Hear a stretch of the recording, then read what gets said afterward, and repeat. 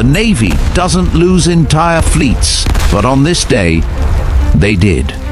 Warships burned, radios screamed, the ocean became a graveyard, and just when defeat seemed carved in stone, a shadow rose from the ashes, a stealth bomber. But here's the twist. It wasn't flown by a decorated ace or a legendary admiral. It was flown by a woman they had erased, grounded, forgotten. Her name? Commander Selene Ward. Just a simple woman. Stay with us. Smash subscribe to A Simple Woman, because this story will prove how one underestimated pilot turned ruin into resurrection.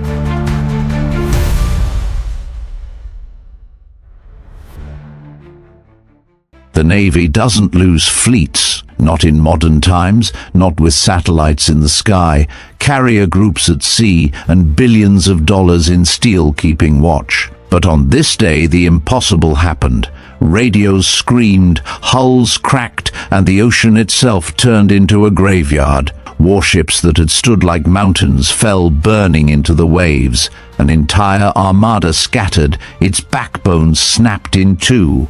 And as the last surviving destroyer drifted, helpless and blind, one chilling phrase repeated through the static, "The fleet is gone." Admiral Grant Mercer had never spoken those words before. He stood on the bridge of his flagship, eyes locked on the horizon where smoke boiled against the sky. "How many left?" he barked, but the answers were already meaningless. 3 hulls confirmed sunk, his aide stammered. 2 more breaking apart. Carriers hit, air cover, gone. Each sentence hit like a blow. Mercer's fists tightened against the railing. A career forged in steel was melting away before his eyes. Out at sea, sailors who had been trained never to panic clutched rails and watched their world collapse. The air burned with the reek of jet fuel and salt water. Black columns rose from the waves where ships had been minutes earlier. The enemy had prepared this trap perfectly. Stealth drones weaving through, radar gaps, long-range anti-ship missiles raining down in waves. The fleet had walked into a kill zone and been carved apart. On the deck of the last carrier still afloat, chaos reigned. Damaged crews sprinted through fire. Pilots who had launched minutes earlier were nothing but streaks in the sky, their jets ripped apart by unseen weapons. Radios choked with last words. Eagle 1, going down, we're hit. Abandoning ship, God help us. Mercer turned toward his staff. He could see the fear in their eyes, men and women who had believed the Navy was untouchable. "Signal retreat," he ordered, his voice sharp but brittle at the edges. "Get whoever's left out of range, now." The order tasted like ash. The Navy didn't retreat, but there was no fleet left to command. For the sailors in the lifeboats, the ocean stretched empty. Where a proud armada had sailed that morning, only burning hulks dotted the waves. Men raised their eyes to the sky, hoping for rescue, but there was nothing. No fighters, no bombers, no cover. Just silence, broken by the occasional crack of ammunition cooking off in the wreckage. Somewhere in that chaos, a desperate call cut through the noise. Sergeant radio operators aboard the crippled destroyer clung to their equipment, their voices trembling as they broadcast into the void. Any station, this is Falcon 2-1. The fleet is lost. Repeat, the fleet is lost. We have no air support. If anyone can hear, God, if anyone, the transmission bled into static.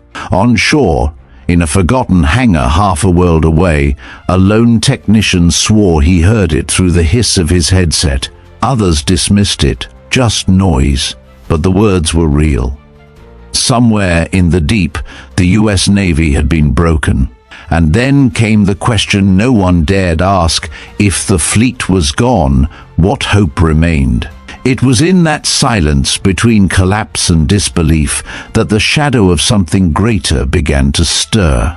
Because history remembers fleets, History remembers admirals, but sometimes it's rewritten by one person nobody believed in. Her name was Selene Ward. Once she had been a commander, a test pilot, the kind of officer destined for stars on her shoulder. Then she made one decision, one flight, that ended her career and erased her from the cockpit. She was grounded, dismissed, called reckless. She became a ghost in the records, just a simple woman working in shadows. But when the ocean swallowed the Navy whole, and the last signal begged for salvation, there was only one aircraft on the line that could change the story, a stealth bomber left gathering dust, and the one woman who still knew how to fly it. She wasn't supposed to be there. She wasn't supposed to fly again. But that's the thing about ghosts. You never expect them to rise from the ashes. And this was the moment her legend began. Before the warships burned, before her name became a whisper on radios, Selene Ward had been destined for greatness. She was the kind of pilot who turned instructors silent in simulators, the kind of officer who could coax an aircraft into doing things engineers swore were impossible. The B-2 Spirit stealth bomber was not a plane for improvisers. It demanded discipline, precision, a symphony of coordination between pilot and machine. Yet Selene flew it as if it had been built for her heartbeat alone. In the early years, her record was spotless. Her evaluations were filled with words like exceptional, gifted, and decisive. She rose through the ranks faster than anyone had expected, earning her commander's bars and a coveted slot in the stealth test wing. Her colleagues joked that the Spirit had two shadows, one cast by the jet and one by Selene herself. But brilliance in the cockpit often comes at a price. On a winter training exercise over Nevada, her bomber faced simulated interceptors and radar nets. The scenario was stacked against her. The exercise planners had drawn a box she was never supposed to escape. Every previous crew had been killed in minutes, their signals painted red on the screen. Selene studied the map and saw something the others hadn't, a canyon snaking across.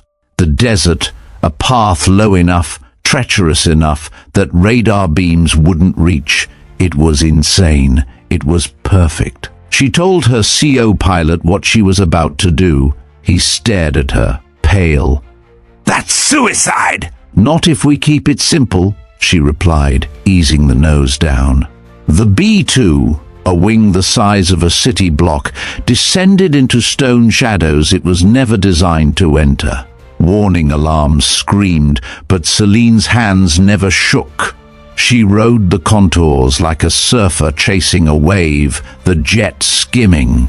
So close the wake of its slipstream tore dust from canyon walls. For 30 seconds they vanished from every screen.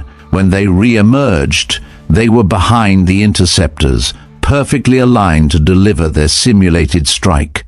The range tower called it impossible. Selene called it geometry.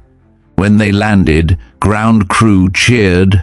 Other pilots lifted her on their shoulders. For one brief hour, she was a legend. Then the Board of Inquiry convened. General Roth himself stood at the head of the table, her file open like a coffin lid. He didn't care about cheers. He cared about rules. "You disobeyed altitude restrictions," he said. "You gambled with $1 billion aircraft. You jeopardized a crewman's life." Selene met his gaze without flinching. "I won the scenario. The maneuver works." Roth's voice cut like steel. "The maneuver is reckless. And so are you." He signed the grounding order with a pen stroke that erased her career. From that day forward, she was finished. Her security clearances revoked, her call sign deleted, her future collapsed into silence. They reassigned her to logistics, a polite word for exile. She wore no wings, only a badge that unlocked supply rooms. Pilots who had once envied her crossed the hall without a nod. Whispers followed in the cafeteria. "That's her. the one who thought she was smarter than the system.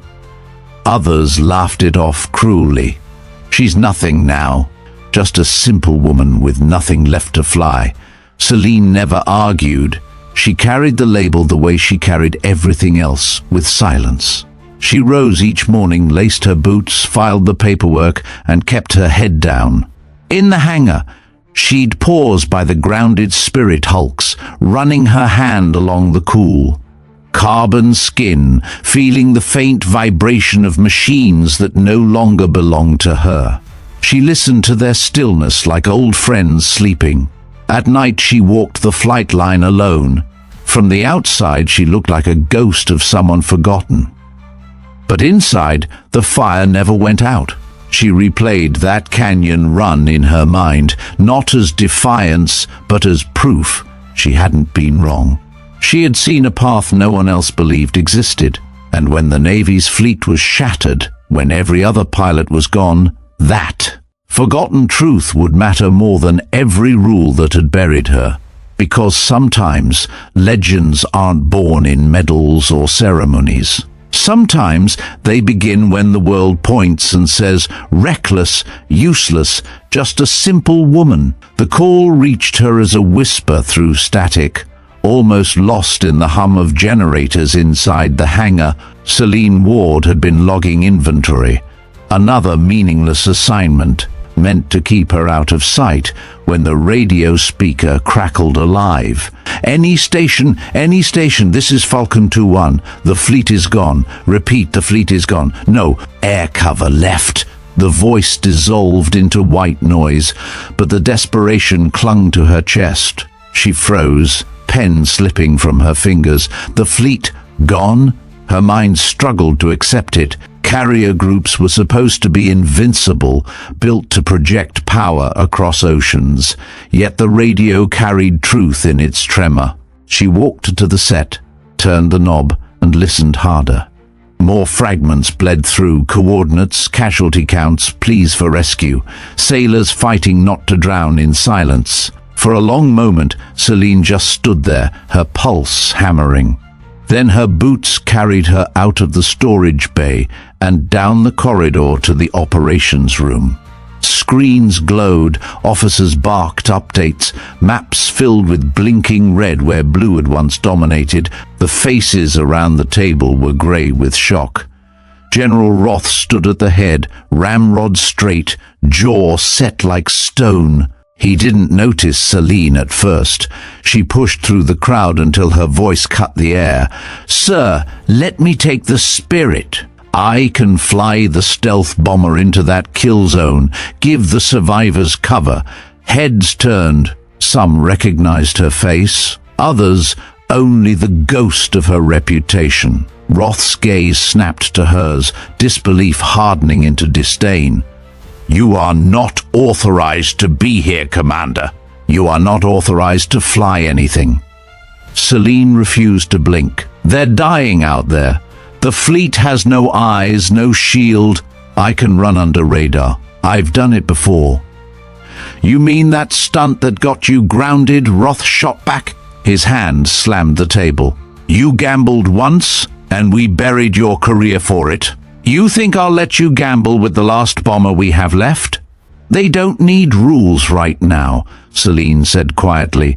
"They need a chance." The room fell silent. Every officer present knew she was right, but none dared speak it. Roth's eyes burned with authority and fear. "You're finished, Ward. Sit down, stay silent, and let the Navy handle this." Another burst of radio static cut him off. "This is Falcon 2-1. Hull breach, we won't last." The voice cracked, then faded. The silence that followed was worse than screaming. Selene's fists curled. She met Roth's stare one last time. "The Navy isn't handling it. I will." Before anyone could stop her, she turned on her heel and strode out. Shouts followed. "Get her back here!" But no one dared grab her. She moved with the certainty of someone who had already decided. The hangar loomed at the edge of the base, its doors yawning open like the mouth of a cave. Inside, the B-2 Spirit slept under tarps and dust. Engines cold, wings stretching like a shadow waiting to unfold. For years it had been grounded, kept as a relic, its systems tested but never flown. Selene walked toward it as if toward destiny. A young crew chief stepped forward, confusion etched across his face. "Commander Ward, you can't be here." She brushed past him, voice firm but calm. "Then look away. This never happened." The man hesitated. He saw the fire in her eyes, the steadiness of her stride. Against every regulation he had memorized, he moved aside. Sometimes men don't follow rank. They follow resolve. Selene climbed the ladder, fingers running along familiar steel. The cockpit smelled of dust and old leather. But when she strapped in, it was as if the bomber exhaled. Screens flickered alive under her touch. Systems hummed awake, green lights blooming across the panel like stars returning to a night sky. Outside, warning klaxons began to howl. Roth had realized what she was doing, but it was too late. Turbines whined, growing into a roar that rattled the hangar walls. The bomber trembled, eager to leap. For a heartbeat, Selene closed her eyes. She remembered the words they had branded her with: reckless, useless, simple. She let them settle into her chest like ballast. Then she whispered, "Simple is enough."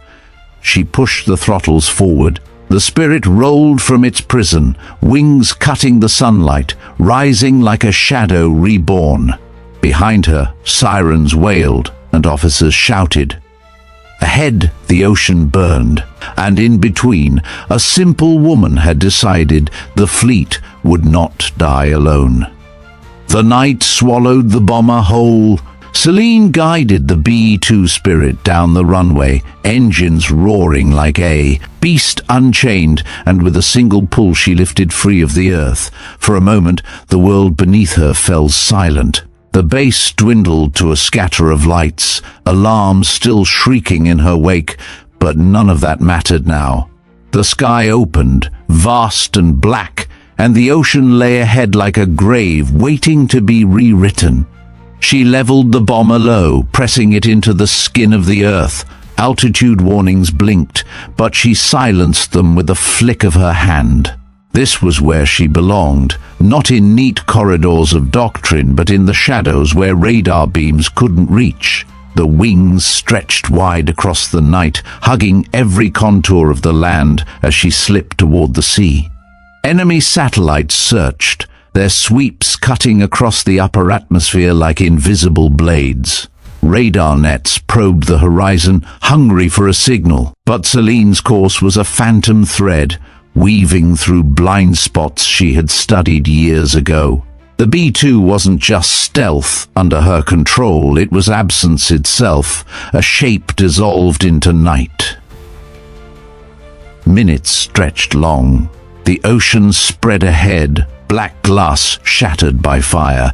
Even from miles away she could see the glow, plumes of flame climbing. From broken hulls, smoke curling into the sky like funeral banners. Her throat tightened, the Navy's pride reduced to a floating cemetery. She dropped lower, skimming the waves until salt spray kissed the belly of the bomber. Instruments flickered, enemy radar painted the air above, but her shadow stayed beneath their gaze. Selene kept her breathing even, hands locked on the controls. One mistake, one careless climb, and the stealth advantage would vanish. Static crackled through her headset, a voice barely alive, thin and shaking. "This is Falcon 2-1. Survivors in the water. Any cover, please." She closed her eyes for a breath, then keyed the mic. "Hold on, you're not alone." She didn't give her name. Not yet. As she pressed deeper into the kill zone, the sea became a graveyard. Carrier decks tilted underwater, their hulls burning like pyres. Destroyers lay cracked open, their ribs jutting like bones. The wreckage floated in silence, lit only by flame and the occasional flare of ammunition cooking off. Through it all, she threaded the bomber, unseen, unheard. The only sound, the steady heartbeat of engines cloaked in darkness. Her sensors painted a different picture. Enemy vessels still prowling the perimeter, searchlights cutting across waves, sonar pinging into the void. They believed the slaughter was complete. They were wrong. Selene studied the tactical display. Targets lit up one by one, red icons glowing like embers waiting for a spark. Almost there, she murmured, though no one could hear. She set her jaw, every muscle wired tight. This was the path she had been condemned for, the flight too low, too close, too reckless. And yet it was the only path left. The Spirit obeyed as if it remembered her hands. It skimmed wave crests, turned with the Earth's curvature, slipped between radar nets with the grace of smoke. The black ocean stretched endless below, but in Selene's mind, each second ticked with urgency. Survivors were still out there, clinging to life in lifeboats surrounded by shadows. She could almost feel their fear through the radio static. As the bomber pierced deeper into enemy territory, she caught glimpses through the canopy, orange reflections. On the water, flashes of gunfire in the distance, the silhouettes of ships hunting what little remained. Somewhere beyond that line of steel waited the survivors and the moment to strike. Selene's hands tightened on the throttle. She had risen from exile for this, had broken every order to take this flight.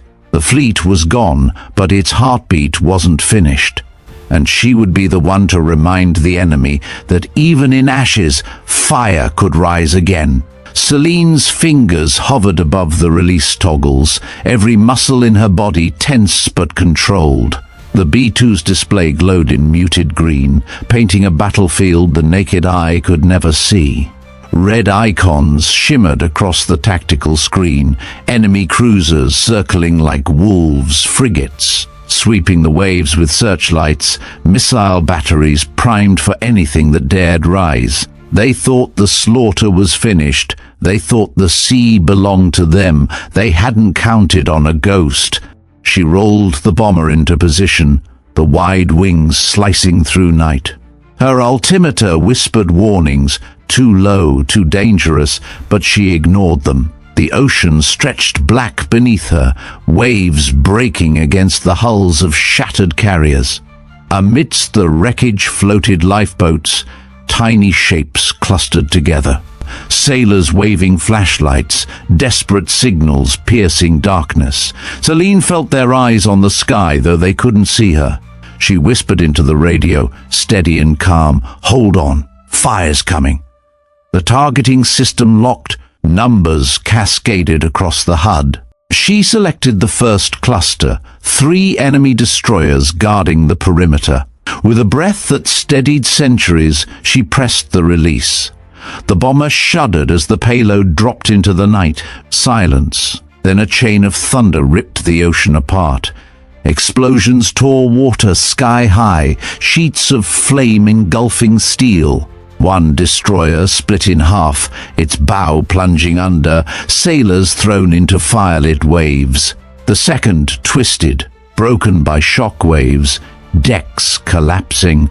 Panic flared across enemy comms, scrambled voices shrieking, "Unknown strike, no radar contact, where is it coming from?" Selene banked hard, engines humming low. The B-2 was invisible, a phantom sliding between screams. She lined up her next pass, a cruiser bristling with anti-air launchers. Survivors in lifeboats were drifting dangerously close to its guns. If it spotted them, they'd be gone in seconds. Selene didn't hesitate. Another series of releases, another blossom of fire. The cruiser erupted, its launchers shredded, flames devouring its deck. Sailors abandoned ship. their panic echoing through the night. Below, the survivors stared at the sky. They hadn't seen the bomber, but they saw salvation in the sudden inferno. Radios filled with disbelief. Something hit them. Someone's out there. A sailor's voice cracked through static. "We're not alone. We're not." The rest dissolved into cheers. Selene's eyes stayed fixed. She couldn't save a victory, not yet. There were still ships left, and one last gauntlet of missile frigates blocking the retreat path. She dropped altitude further, the bomber nearly kissing the waves, salt spray streaking across its skin. Her hands were steady, her breathing slow. Every move now had to be perfect. The final pass came, 4 frigates clustered together, radars sweeping wide. Unaware death glided inches above the sea. Selene armed her last payload, heart pounding but voice calm. One chance, simple. She hit the release. The ocean became daylight. Fire peeled across the water, columns of smoke twisting skyward as each frigate tore apart in sequence. The shockwaves rolled for miles, lifting lifeboats but sparing them from the inferno. Survivors clung to each other, eyes wide, as the horizon itself seemed to burn away.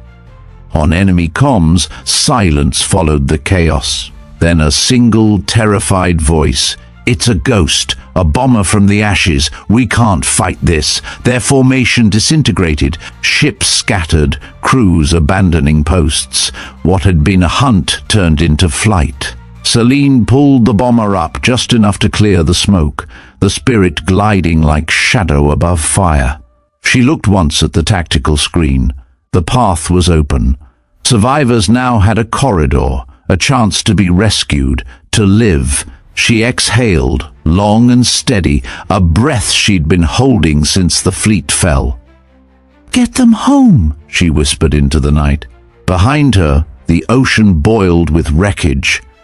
Ahead, the survivors drifted free of death's shadow. For the first time since the first missile fell, the Navy had room to breathe, and it was because one forgotten pilot had dared to rise. The B-2 vanished back into the night, invisible once more, leaving only fire and legend in its wake. The enemy fleet had never known silence like this. Only hours before, their radios had been alive with celebration, commanders barking orders as American warships burned. Now the channels were full of static, broken by stammering voices trying to explain the unexplainable. Entire destroyer groups gone in seconds, a cruiser ripped apart without warning, frigates sinking before they could even fire. Radar showed nothing, satellites saw nothing. Yet the ocean boiled with fire. On the flagship of the attacking armada, Admiral Keiji Sato gripped the rail with white knuckles. His staff whispered frantic reports, their voices hushed as if afraid the sky itself might overhear.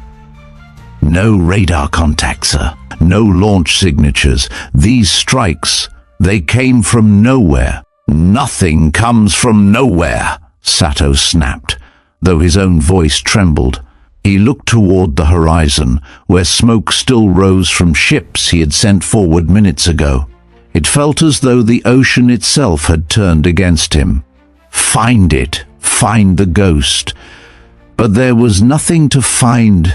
Every sweep returned empty. Every scout plane reported only wreckage. The more they searched, the more fear spread. Sailors muttered in mess halls that they had angered something beyond steel and flesh. They called it the ghost bomber, a machine that could rise from ashes and strike without warning.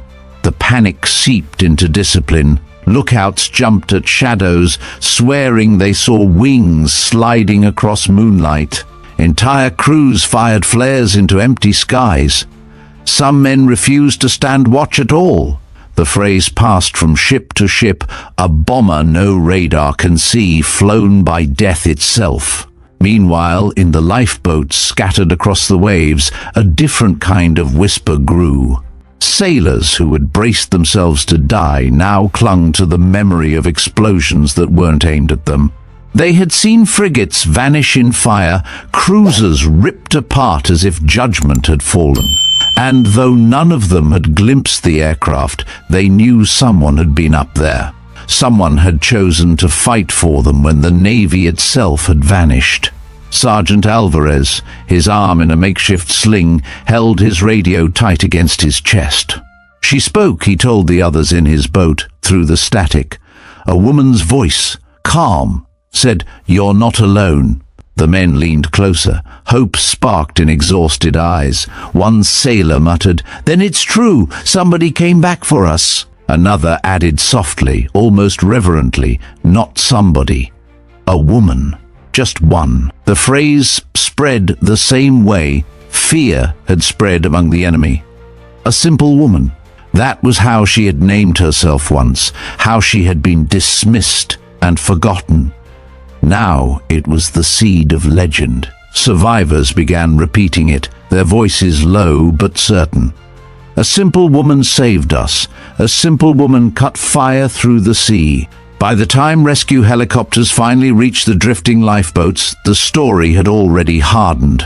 Reporters would later struggle to track its source, but it began there, in salt-soaked voices trembling with awe. The fleet was gone, yet the survivors carried with them a truth stronger than steel. One woman, erased from the rolls, had turned the tide. Enemy sailors told their own version. They swore they had seen a shadow pass overhead, too broad to be a fighter, too silent to be real. Some said the bomber was unmanned, a cursed weapon from another age. Others insisted they had heard her voice across stolen frequencies. A woman calm as stone while death reigned around her. Whatever they believed, fear kept their hands shaking at their stations, eyes searching the sky long after she had vanished. For both sides, the effect was the same. Discipline cracked, legends grew, and in the middle of that ocean, where flames still marked the graves of warships, the story was no longer about defeat. It was about something stranger, sharper, unforgettable. The Navy had lost its fleet, but out of the wreckage rose a ghost with wings, flown by no admiral, no ace, no decorated hero. Just a simple woman. The bomber returned long before dawn, a black triangle limping across the horizon. Its engines coughed, its panels scorched with salt and shrapnel, but it stayed aloft until the runway lights of the base rose to meet it. Selene Ward guided the Spirit down with hands that trembled only after the wheels touched asphalt. The landing gear groaned, brakes screamed, and the massive aircraft settled heavy onto the tarmac like a wounded beast crawling home. The ground crews who had gathered didn't cheer. They only stared in stunned silence. Word had spread hours earlier. The impossible had happened. Survivors plucked from certain death. Enemy ships gutted by fire no one could trace. Every rumor pointed to the one bomber they thought would never fly again, and the woman who had stolen it. Now the proof stood in front of them, wings scarred, paint blistered. And Selene climbing down the ladder with soot across her face. Her boots struck the runway. For a moment no one moved. Then Sergeant Alvarez, one arm still bandaged from the sea, limped forward. He had been flown in ahead of the other survivors. He stopped a few feet away, raised a hand in salute that wavered but never fell. "You saved us," he said simply. Behind him others echoed with nods, their eyes raw. Selene returned the salute without a word. She didn't need to. The sight of her, alive and steady, said enough. But inside the command building, silence carried a different weight. General Roth sat at the head of a long table, his face carved in lines of fury and disbelief. Admiral Mercer stood opposite, his uniform still damp from hours spent. On the shattered flagship, his eyes hollow from watching his fleet die. Between them lay the future of one woman, and perhaps the Navy itself. Selene entered without ceremony, her flight suit scorched, helmet tucked under her arm. She stopped in the center of the room, meeting both men with the same calm she had held in the cockpit. Roth struck first, his voice sharp. "You disobeyed direct orders. You stole government property. You violated every protocol we have. Do you have any idea?" Mercer cut him off, his voice gravel worn down by exhaustion. "Do you have any idea what she did? Without her, every last one of my sailors would be on the ocean floor right now." He leaned forward, fists planted on the table. "She didn't just save lives. She gave us back something I thought was gone forever. A chance." Roth's jaw tightened. "At what cost?" "If every pilot decided the rules don't apply," Selene spoke then, her tone level, "the rules weren't written for a night like this. They weren't written for fleets that burn or sailors left screaming into static. They were written for order. But order was already lost. All that was left was survival." For a long moment, the room was silent. Officers along the wall exchanged uneasy glances. The weight of the truth pressed down on them all. One pilot had acted, alone, against command, and had succeeded where the Navy had failed. Admiral Mercer straightened, his voice low but final. "General, you can call her reckless all you like, but history will call her something else.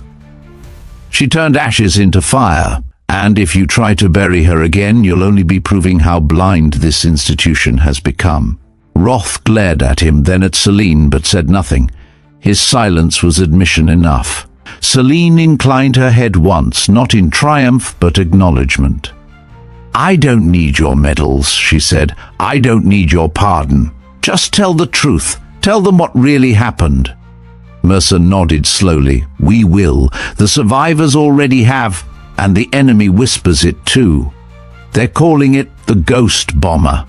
His eyes met hers. "But the sailors you saved, they're calling you something else." Selene waited, her face unreadable. Mercer's voice dropped into something close to reverence. "They call you a simple woman." The words hung in the room, heavier than any award. Roth's hand twitched on the table, but he didn't argue. No regulation could erase what had been spoken into legend.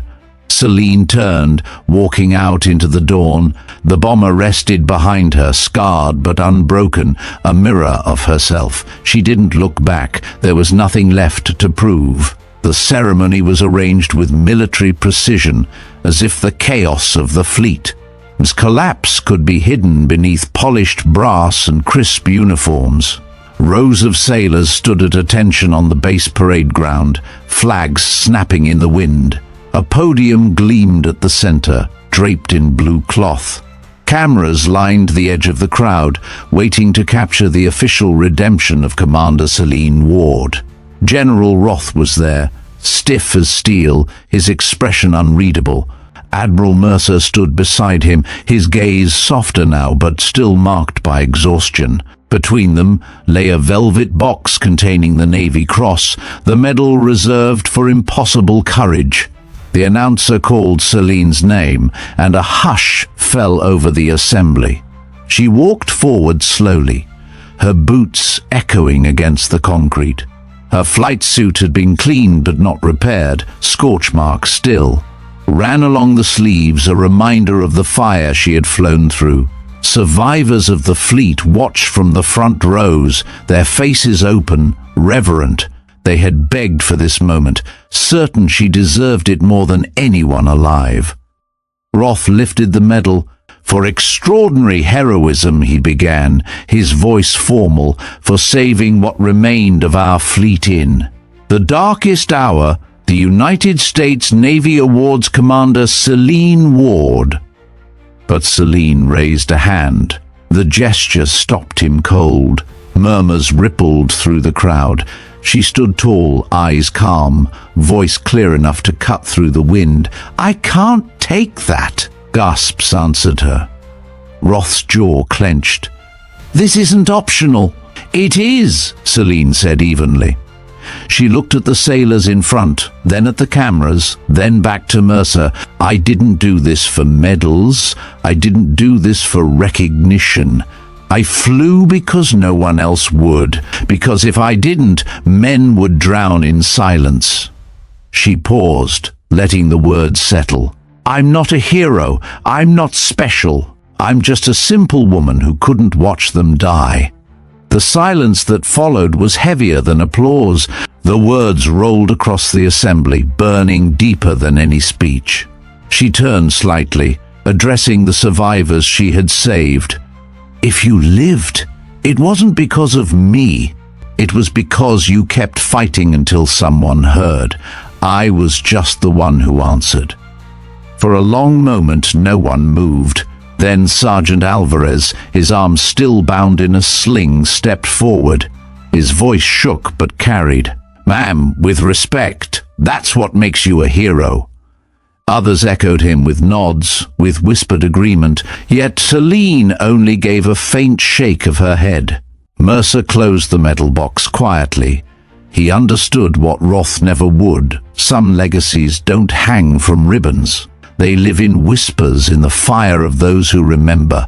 He turned to the crowd. "You heard her," he said. "Write it down. Tell it true. The fleet was lost until she rose. That's the story." Roth's face hardened, but he didn't argue. The tide had turned beyond him. Selene stepped back from the podium. The applause began. Not the thunderous roar of celebration, but the steady rolling sound of men and women acknowledging something greater than ceremony. Survivors clapped with tears in their eyes. Sailors saluted, some with both hands trembling.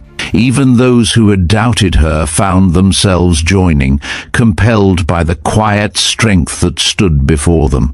When the noise faded, she turned and walked away. No medal pinned to her chest, no ribbon to mark her place in history. Just her steady stride, her shadows stretching long under the morning sun. And as she disappeared back toward the hangars, the legend grew. Among the Navy, they whispered of the night the fleet died and was reborn. Among enemies, they whispered of the bomber that came from nowhere, a ghost cutting fire through the sea. And in every telling, her name was less important than the truth she carried. She was not an admiral, not a decorated ace, not a savior written into doctrine. She was no one special, just a simple woman. And sometimes that is enough to change the fate of a fleet. And that was the night the ocean turned from defeat to defiance. A fleet was lost, but from the ashes one woman rose, unnoticed, underestimated, unstoppable.